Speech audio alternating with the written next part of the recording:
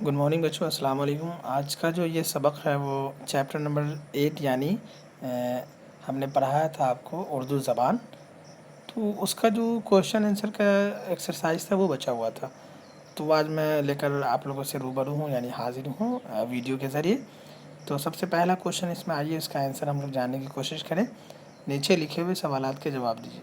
سوال نمبر 1، زبان کس اصول کے مطابق پیدا ہوتی ہے؟ تو اس کا جواب ہے، جن اصول پر بیج سے کونپل پھوٹتی، پتے نکلتے، شاخیں پھیلتی، پھول لگتے ہیں اور ایک دن وہی ننھا سا پودا ایک تنا درخت ہو جاتا ہے، اسی اصول کے مطابق زبان پیدا ہوتی ہے، بڑھتی اور پھلتی پھولتی ہے۔ یعنی جس طرح سے بیج پہلے کوپل سے نکلتی ہے، پھر اس کے بعد تنا بنتا ہے، پتا بنتا ہے، اس طرح سے زبان بھی پہلے کیا ہوتی ہے، پیدا ہوتی ہے، پھر بڑھتی ہے اور پھر پھلتی اور پھولتی ہے۔ اس طرح سے زبان آگے بڑھتی ہے۔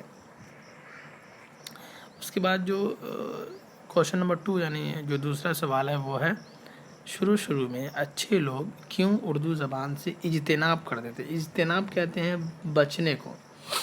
تو اس کا جواب ہے، اردو کے معنی لشکر کے ہیں اور لشکری زبان جیسی بولی جاتی ہے، ظاہر ہے یعنی آدھا تیتر آدھا بٹیر، اس لیے شروع کے لوگ اس کے استعمال سے بچتے رہیں۔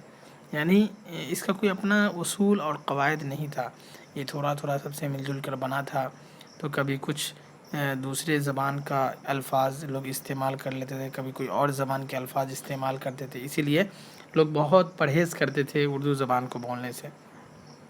تیسرا جو سوال ہے وہ انگریزوں نے اردو زبان کی خدمت کیسے کی؟ تو اس کا جواب ہے، انگریزوں نے اردو زبان کی خدمت کرنے کے لیے سب سے پہلے اردو زبان کو سیکھا، پھر پڑھا اور پھر اس میں لکھنا شروع کیا۔ آپ کو یاد ہوگا کہ جب کولکاتہ میں 1800 میں جب فورٹ ولیم کالج کی استھاپنا کی گئی تھی، تو اس میں جان گلکرسٹ تھے جو کہ اردو ایک ڈپارٹمنٹ تھا، اس کا ٹرانسلیٹنگ کا ڈپارٹمنٹ کا، اس کے وہ پریزیڈنٹ بنائے گئے تھے، صدر تھے، اور انہوں نے اردو کو سیکھا تھا، اردو سے ان کو دلچسپی تھی، اردو کو یہاں ہندوستان آنے کے بعد سیکھا تھا۔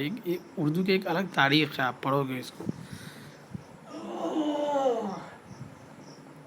پھر اس کے بعد جو سوال ہے، اردو زبان کی کیا خصوصیت ہے، ان پر کن کن زبانوں کا اثر ہوا؟ تو اس کا جواب ہے، اردو زبان کی یہ خصوصیت ہے کہ یہ کئی زبانوں سے مل کر بنا ہے اور ان پر فارسی، سنسکرت، ہندی کا اثر ہے۔